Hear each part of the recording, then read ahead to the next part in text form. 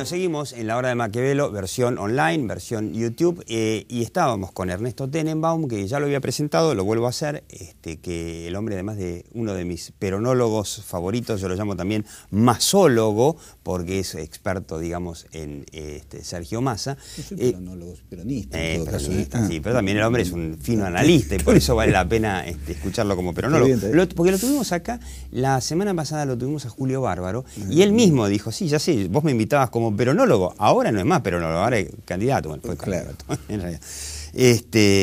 Y porque este libro, a ver, vuelvo a mostrarlo, vuelvo a hacer el intento de mostrarlo, Pensar la estrategia, de Rafael Alberto Pérez, es un libro clave. Y es clave porque viene a la Argentina este filósofo español, Rafael Alberto Pérez, que en los círculos de comunicadores, no solamente en España, en toda América Latina, es considerado como una especie de gurú de la estrategia. Tan gurú que el hombre desarrolló una nueva teoría estratégica, así la llama, nueva teoría estratégica, que como nos explicaba Ernesto Tenenbaum, está basada justamente en la comunicación, que es de donde viene Rafael Alberto Pérez. Y la pregunta que nos hacemos es, ¿por qué este es el momento para la Argentina de escuchar a Rafael Alberto Pérez? ¿Qué es lo que nos puede decir? Y cómo se lo, digamos, y si esto se lo puede aplicar a lo concreto en las empresas y, por supuesto, también en la política. La estrategia es una cosa que hacemos todos los días. Las personas, las empresas, los países, la hacemos a sabiendas o lo hacemos por la negativa, por no tener conciencia de dónde vamos. El no hacer nada es una estrategia. Claro, cuando yo lo escuchaba a Montamata hace un rato, decía, tenemos que ponernos de acuerdo entre lo urgente y lo importante, lo del corto plazo y lo del largo plazo. Bueno, esas son las estrategias. Eso es hacer estrategia. Claro. Entonces, lo mismo para una empresa. Una empresa tiene que resolver el día a día en función de una política, digamos así, de mediano y de largo plazo. Tiene que fijarse una estrategia para ir transitando todo eso. Si se fija un país, una persona, una empresa, una estrategia en base a parámetros equivocados, a parámetros antiguos, donde no tenga en cuenta determinados elementos, como el cambio, por ejemplo, que es si la estrategia es demasiado rígida y no es capaz de incorporar la idea de cambio, si una idea estratégica es demasiado rígida y solo busca la idea de amigo-enemigo, solo busca el destruir al otro, digamos, si no ve los aspectos complementarios que hay en toda actitud, esa estrategia se va a equivocar.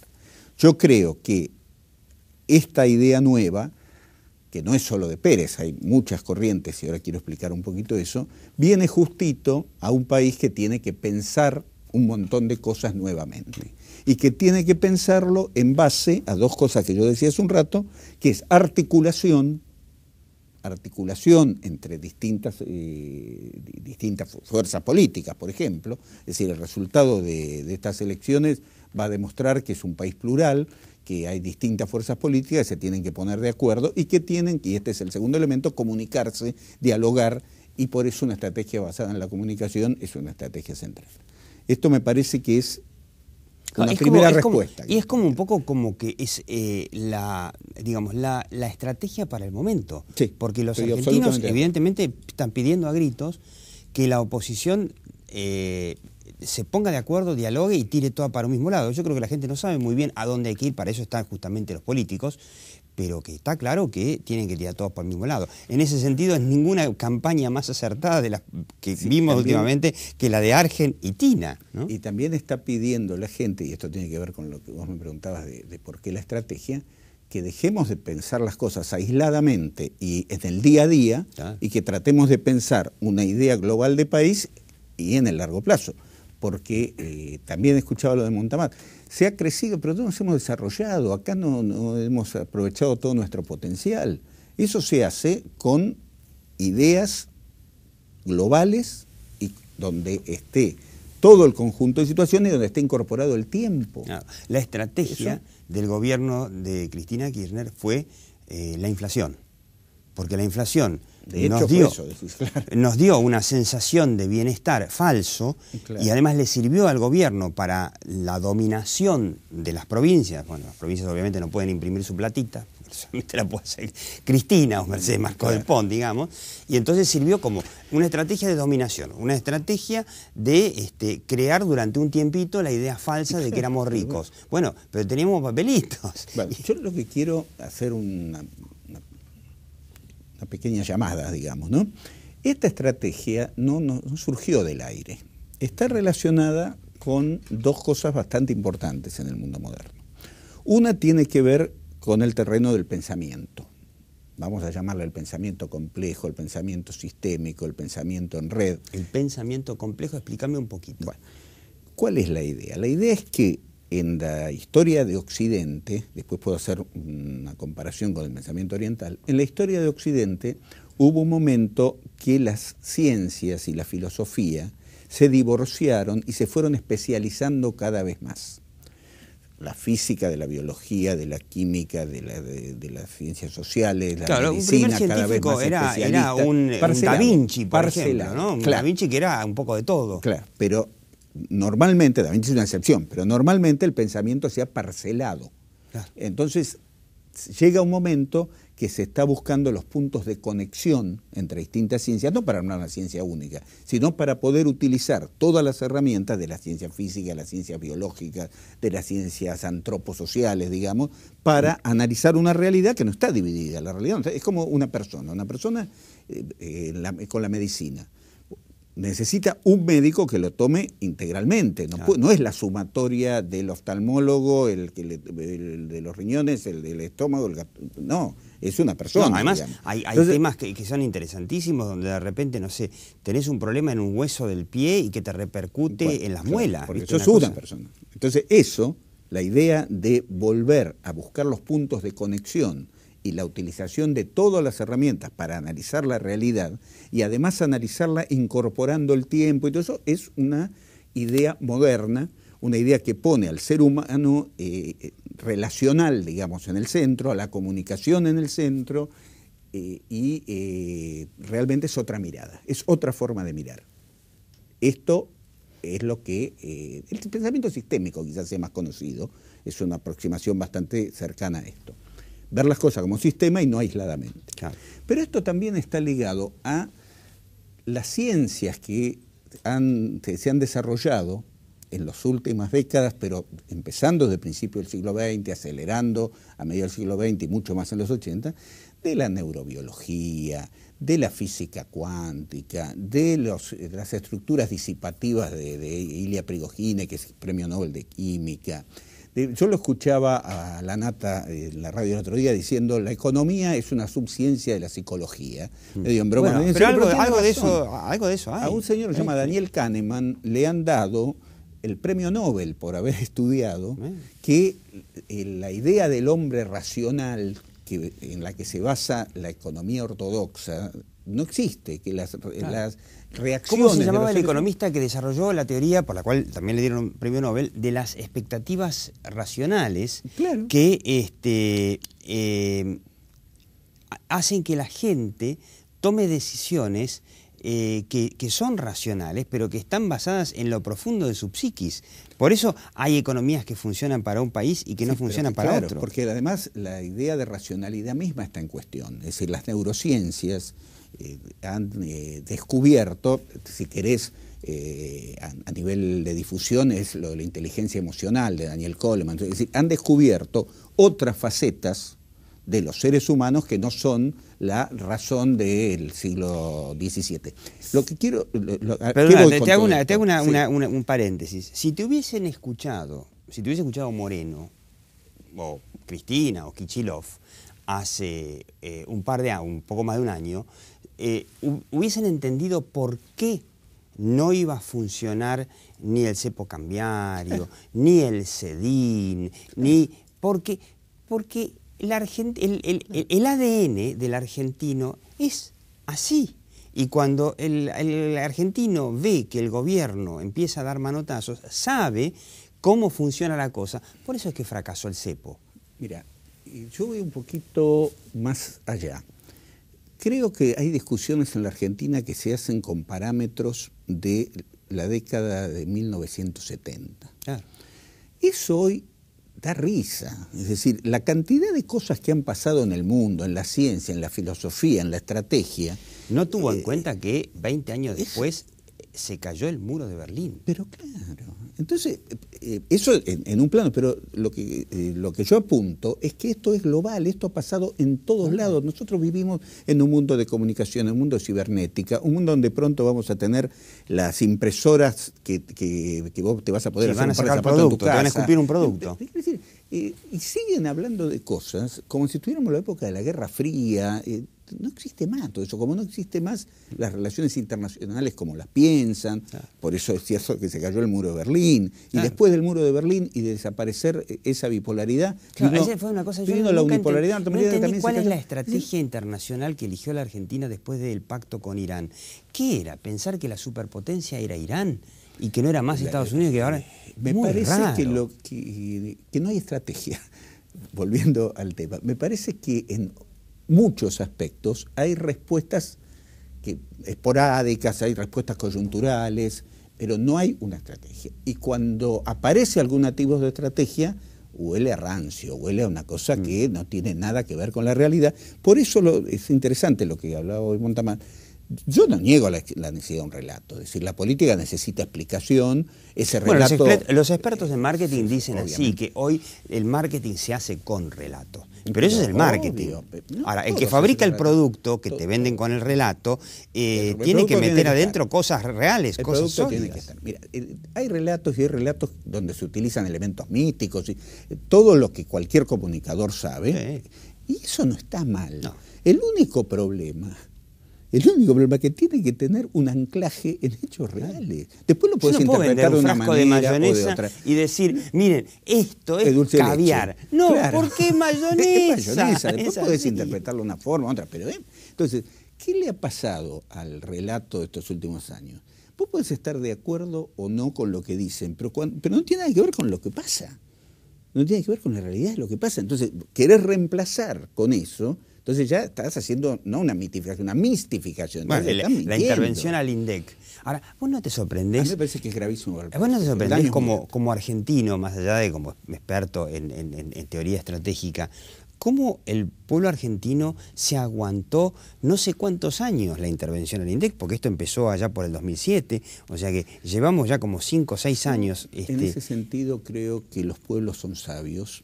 Creo que los pueblos eligen otra alternativa cuando les llegó la hora. ¿Viste? Como no había, porque la gente decía, bueno, es lo que hay. Claro, si no te aparece una alternativa que vos veas como superadora, a lo que más le temen los pueblos es a la anarquía, a la nada, al desgobierno, ¿viste? Eso no. Entonces, lo que necesitan es ver una cosa superior a la que está. Cuando aparece esa cosa superior, los pueblos eligen. No quiero decir eso que los pueblos no se pueden equivocar, obviamente se pueden equivocar, pero normalmente la actitud es, ¿viste esa frase de Oscar Wilde? Nada es más poderoso que una idea cuando llegó la hora ha llegado. Bueno, hasta que no llega la hora, los anticipos, las vanguardias iluminadas que explican antes, es como los que explican el partido con el diario del lunes, el partido de fútbol con el diario del lunes, los que explican después. Tiene que ser en el momento justo. Me parece que en la Argentina están surgiendo esas alternativas.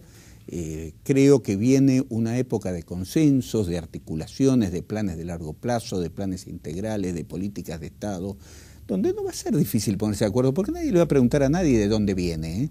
Nadie se va a preocupar. ¿Y no le van a preguntar qué hacías en los 70? No, lo que se va a preguntar es, bueno, a ver, ¿cómo arreglamos este problema?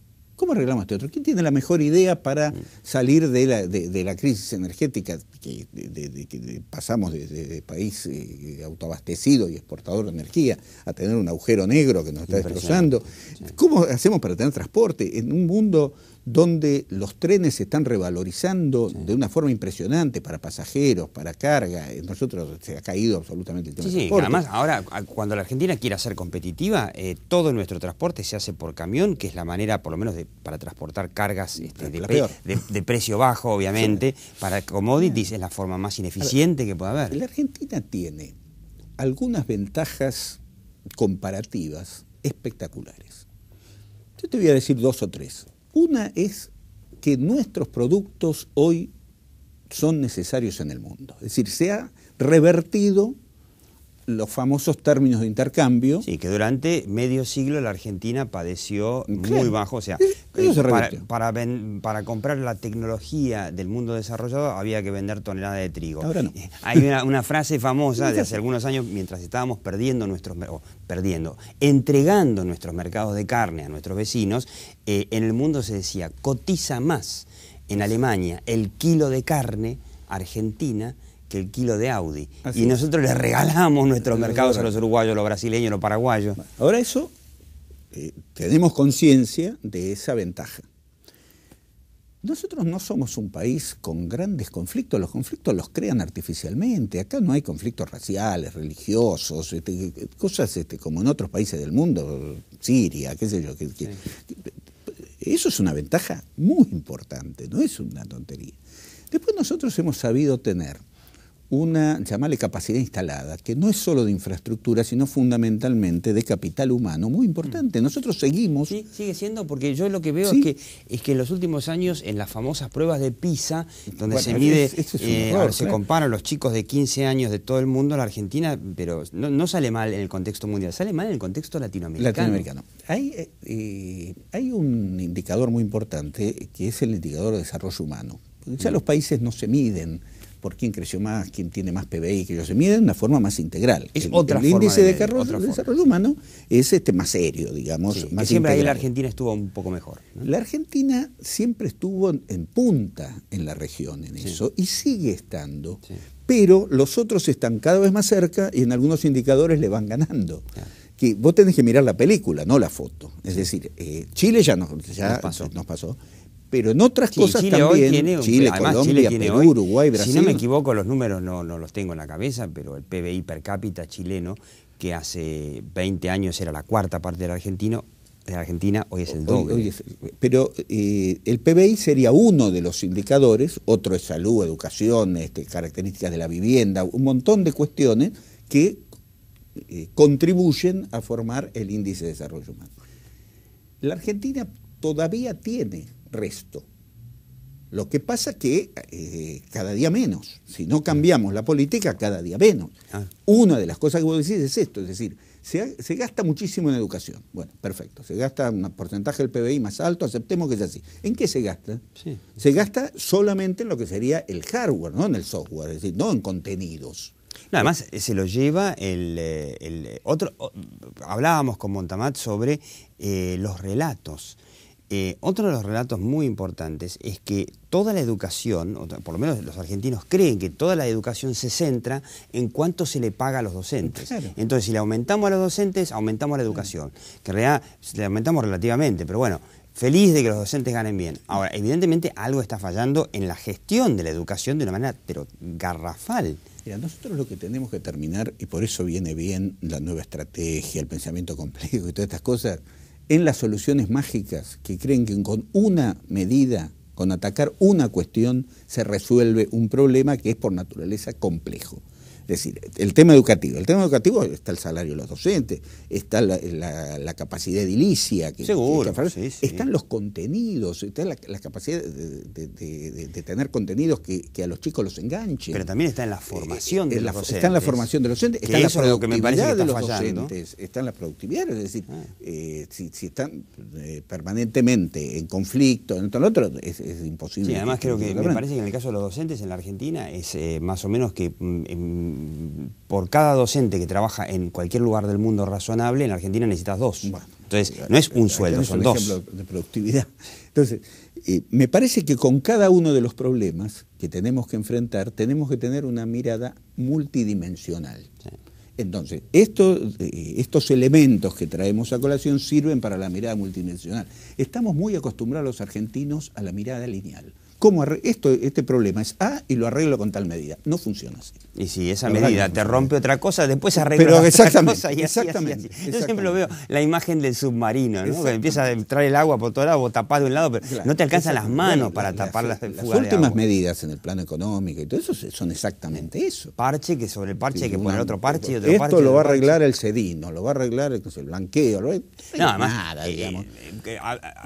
no quiero cambiar el tema porque ya terminamos de hablar de economía, pero el secretario Moreno, diciéndoles a los periodistas, chicos, y además con la soberbia clásica que el gobierno se caracteriza, estamos imprimiendo dólares, ¿no se dieron cuenta? No, no estabas imprimiendo dólares, estabas imprimiendo un papelito que se llama CEDIN. Y el argentino, volvemos al tema del ADN, de las expectativas racionales, el argentino cuando ve que lo están, no quiere decir cagando, quiere decir estafando con la inflación, va y compra dólares, punto. Te puedo decir tres cosas para terminar. Hay tres cuestiones que tenemos que tener en la cabeza que son una mirada integral a los problemas, mucha comunicación y mucha articulación. Sí.